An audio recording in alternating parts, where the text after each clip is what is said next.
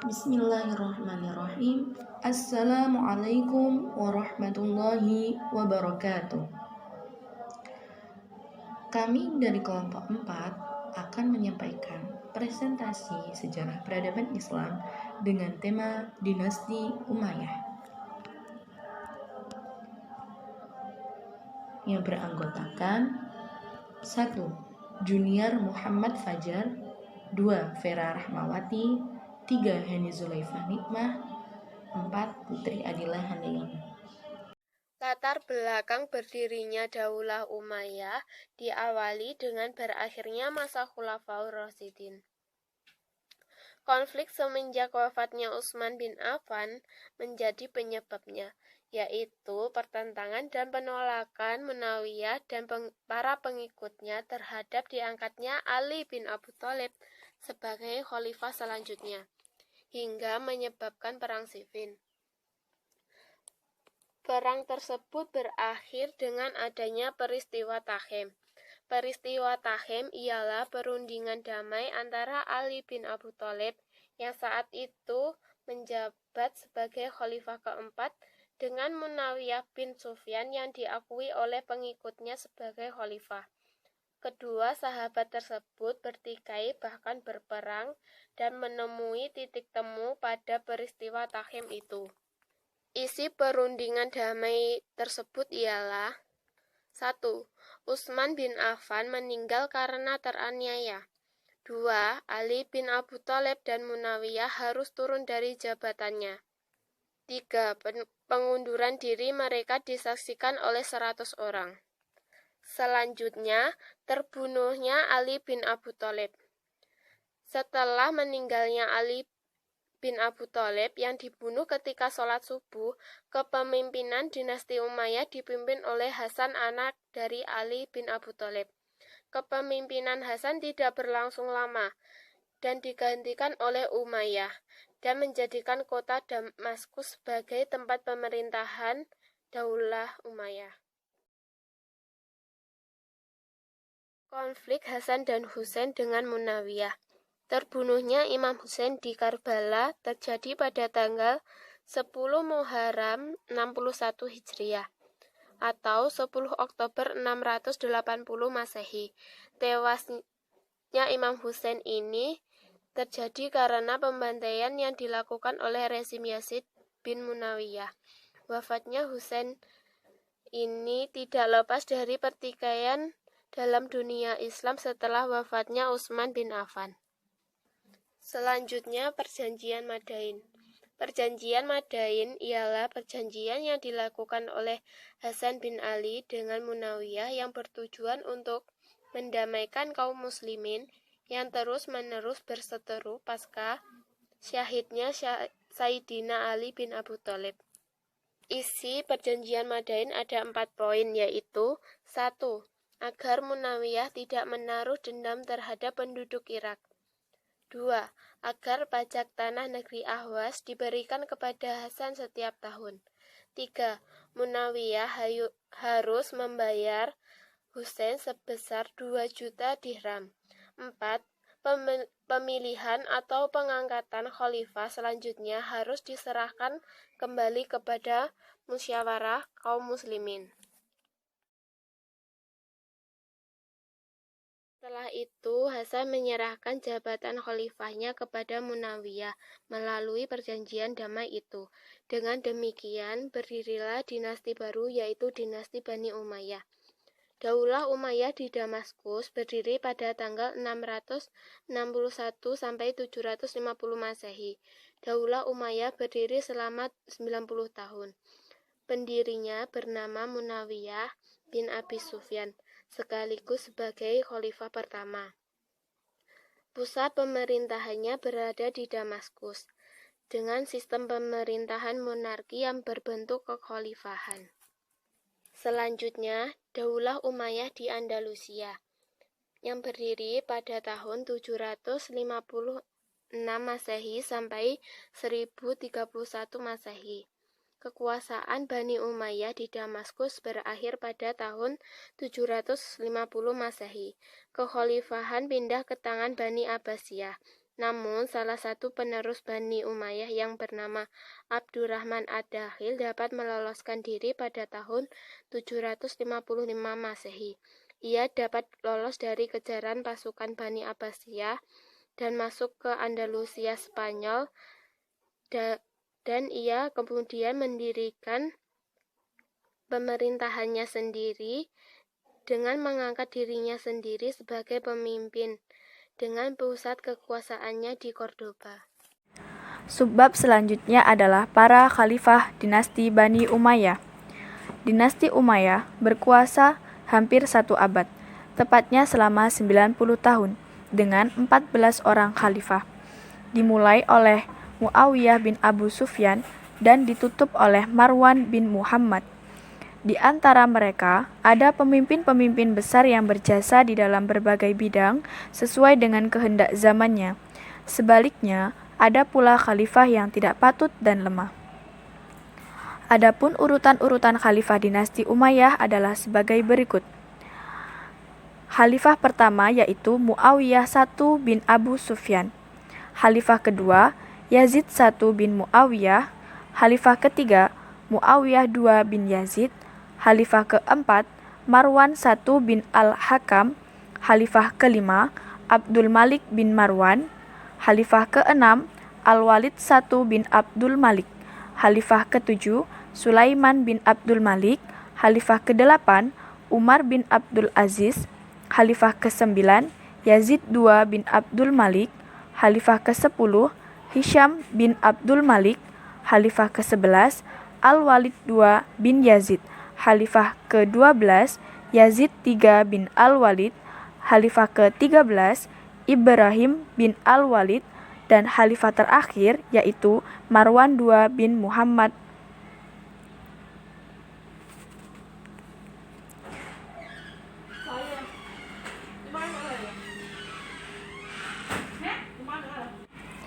Empat orang khalifah memegang kekuasaan sepanjang 70 tahun, yaitu Muawiyah, Abdul Malik, Al-Walid I, dan Hisham.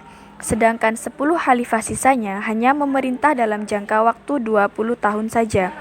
Para pencatat sejarah umumnya sependapat bahwa khalifah-khalifah terbesar mereka adalah Muawiyah, Abdul Malik, dan Umar bin Abdul Aziz. Subbab selanjutnya yaitu sistem pergantian kepala negara. Berdirinya pemerintahan dinasti Umayyah tidak semata-mata peralihan kekuasaan, namun peristiwa tersebut mengandung banyak implikasi. Di antaranya adalah perubahan beberapa prinsip dan berkembangnya corak baru yang sangat mempengaruhi imperium dan perkembangan umat Islam. Selama masa pemerintahan Khulafaur Rasyidin, khalifah dipilih oleh para pemuka dan tokoh sahabat di Madinah. Kemudian, pemilihan dilanjutkan dengan baiat oleh seluruh pemuka Arab. Hal ini tidak pernah terjadi pada masa pemerintahan dinasti Bani Umayyah. Semenjak Muawiyah, raja-raja Umayyah yang berkuasa menunjuk penggantinya kelak, dan para pemuka agama diperintahkan menyatakan sumpah kesetiaan di hadapan sang raja. Sistem pengangkatan penguasa seperti ini bertentangan dengan prinsip dasar dan ajaran permusyawaratan Islam.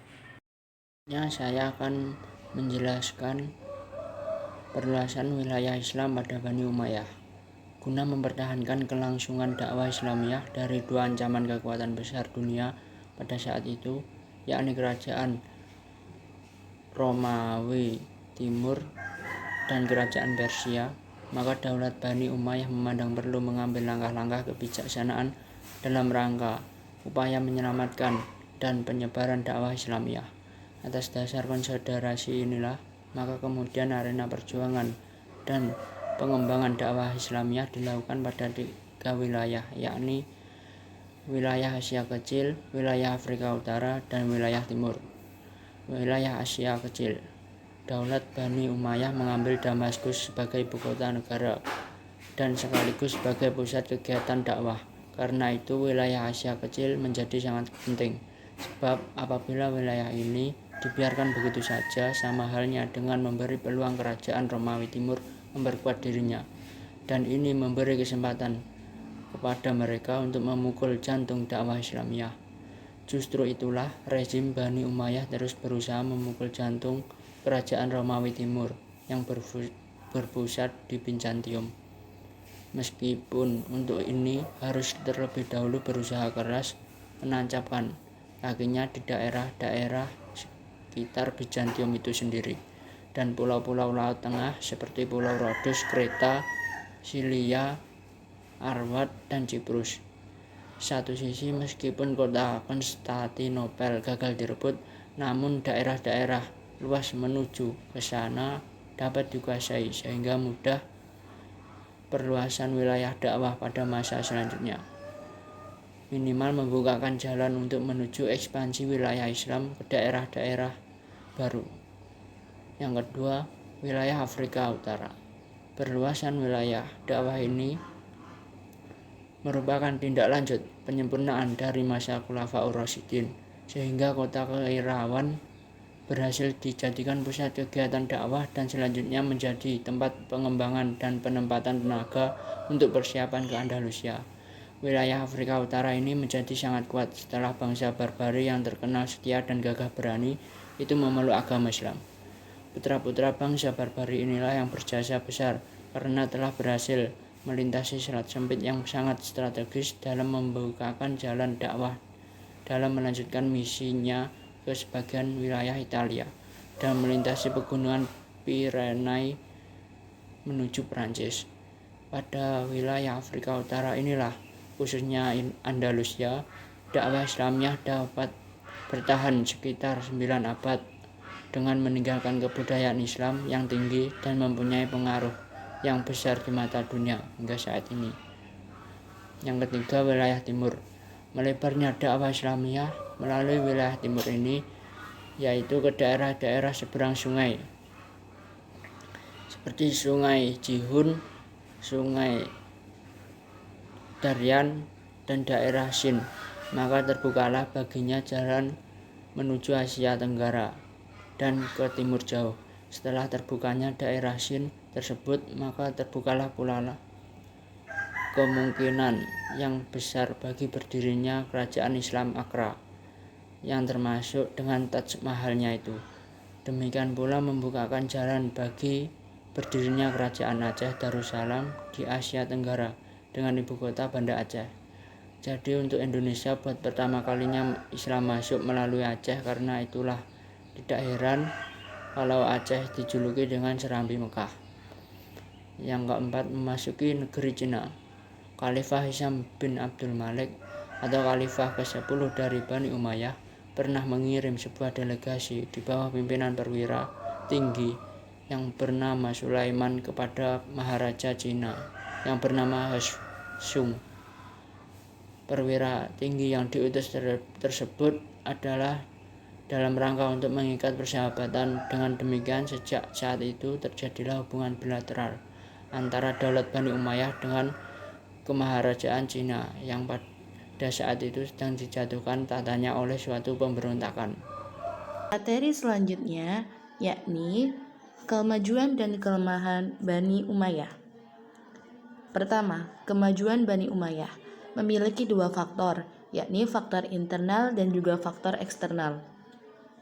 Pertama, faktor internal meliputi 1. Konsistensi dan istiqomah umat Islam terhadap ajaran Islam. 2. Ajaran Islam yang mendorong untuk maju. Sedangkan faktor eksternal meliputi 1. Terjadinya asimilasi bangsa Arab atau percampuran dengan bangsa lain. 2. Gencarnya gerakan penerjemahan. 3. Berkembangnya kebudayaan Islam secara mandiri. 4. Termotivasi dengan cara berpikir filsuf Yunani. Dan 5. Adanya semangat untuk mencapai kemajuan.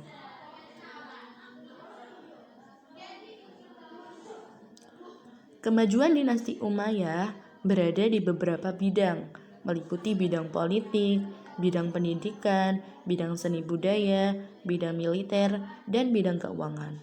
Dan di setiap bidang tersebut memiliki cabang masing-masing dalam perkembangannya. Seperti di bidang politik, ada pembagian wilayah, membentuk diwan-diwan, dan pemisahan kekuasaan, dan bidang-bidang lainnya.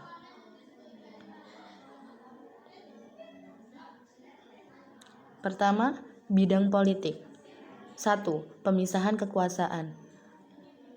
Pada dinasti Umayyah, kekuasaan dipisah menjadi dua, yakni kekuasaan agama atau spiritual power dan kekuasaan politik atau temporal power.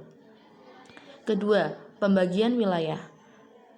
Yang awalnya 8 provinsi dibagi menjadi 10 provinsi dan juga diterapkan sistem otonomi daerah, yakni dengan menunjuk gubernur di setiap wilayah masing-masing. Jadi, setiap gubernur memiliki tanggung jawab langsung kepada khalifah. Dan yang ketiga adalah membentuk diwan-diwan. 1. Diwan Ar-Rosail, mengurus surat keluar masuk. 2. Diwan Al-Kharaj, mengurusi masalah perpajakan. 3. Diwan Al-Barid, menampung berita-berita daerah ke pemerintahan pusat. Keempat, Diwan Al-Khotam, atau mencatat menyalin peraturan yang dikeluarkan dan ditetapkan khalifah. Dan yang kelima, Dewan Musykilat, mengurusi kepentingan umum negara.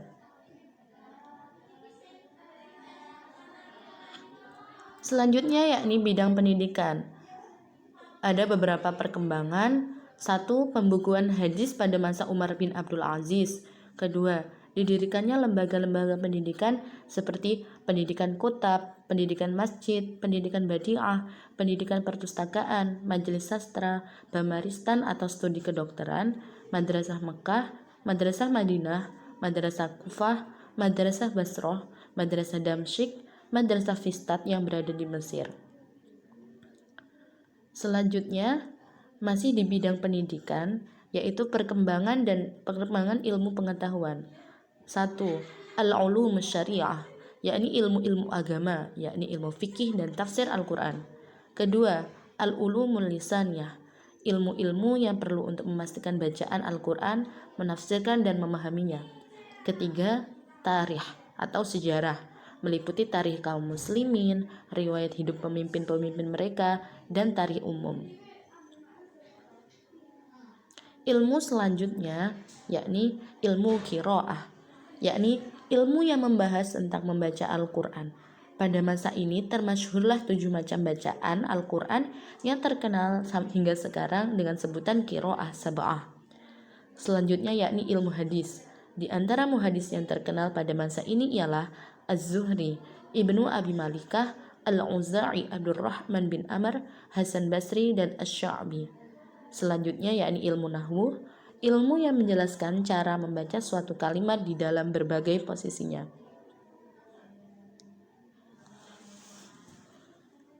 Ilmu selanjutnya, ilmu bumi, muncul untuk penunjuk arah agar tidak tersesat di jalan, seperti ketika menunaikan haji maupun thalabul ilmi. Dan ilmu yang terakhir adalah al-ulumud dakhilah, ilmu-ilmu yang disalin dari bahasa asing ke dalam bahasa Arab dan disempurnakannya untuk kepentingan kebudayaan Islam. Di antara ilmu asing yang diterjemahkan itu adalah ilmu-ilmu pengobatan dan kimia. Di antara tokoh yang terlibat dalam kegiatan ini adalah Khalid bin Yazid bin Muawiyah.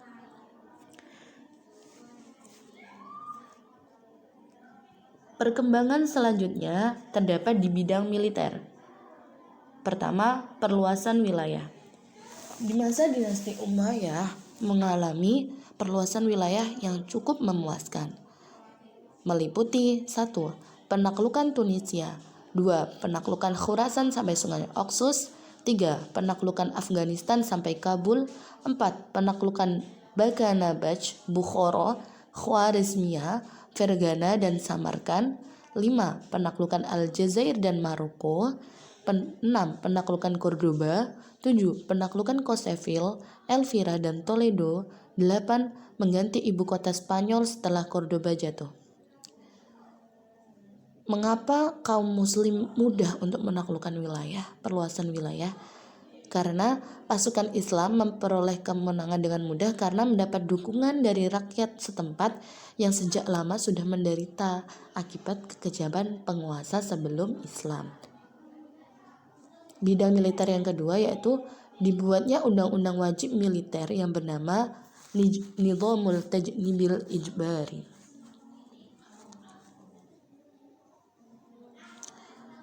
Selanjutnya yakni kemajuan di bidang keuangan. yakni diperbaikinya Baitul Mal pada masa Umar bin Abdul Aziz. Kegiatan itu dicanangkan karena terjadinya fundraising atau pengeluaran lebih banyak daripada pemasukan negara.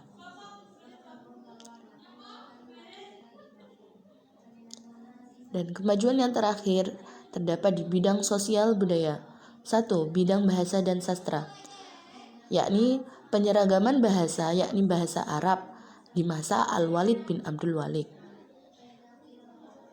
2. Menjadikan kota Kufah, Basrah, dan Damaskus sebagai pusat pengembangan sastra. Selanjutnya, banyak ahli bahasa dan sastrawan yang muncul di masa Bani Umayyah, seperti 1. Nu'man bin Bashir al-Ansari, 2. Ibnu Mafrugh al-Hamiri, 3. Miskin ad-Damiri, 4. Al-Akhtal, 5. Jarir, 6. Abul Aswad al-Du'ali, 7. Al-Faradak, 8. Abu Najam al-Hajir, 9. Abu Abbas al-Am'a, dan 10. Asy-Syarabi'ah. Sosial budaya selanjutnya yakni di bidang seni rupa. Dibuktikan dengan di masa dinasti Umayyah sudah banyak penggunaan khot Arab atau kaligrafi sebagai motif ukiran di tembok-tembok masjid, istana, gedung, dan lain-lain. Selanjutnya di seni bangunan dan arsitektur. 1. Dibangunnya Qubah As-Sakhra di Baitul Maqdis di masa Abdul Malik bin Marwan tahun 691 Masehi. Dan yang kedua adalah kelemahan Bani Umayyah. Kelemahan di sini yang menjadi faktor utama keruntuhan dinasti Umayyah. 1. Terjadinya perang saudara antar sesama anggota Bani Umayyah. 2. Pertentangan antara kelompok Qais, orang Arab Utara, dan kelompok Yaman, orang Arab Selatan. 3. Diskriminasi kaum Mawali atau orang non-Arab yang baru masuk Islam oleh Bani Umayyah. 4. Adanya pemberontakan oleh Bani Abbasiyah.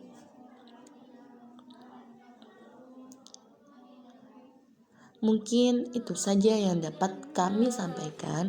Kami dari kelompok 4 Sejarah Peradaban Islam mengucapkan terima kasih sebesar-besarnya. Kurang lebihnya mohon maaf. Billahi taufiq wal hidayah.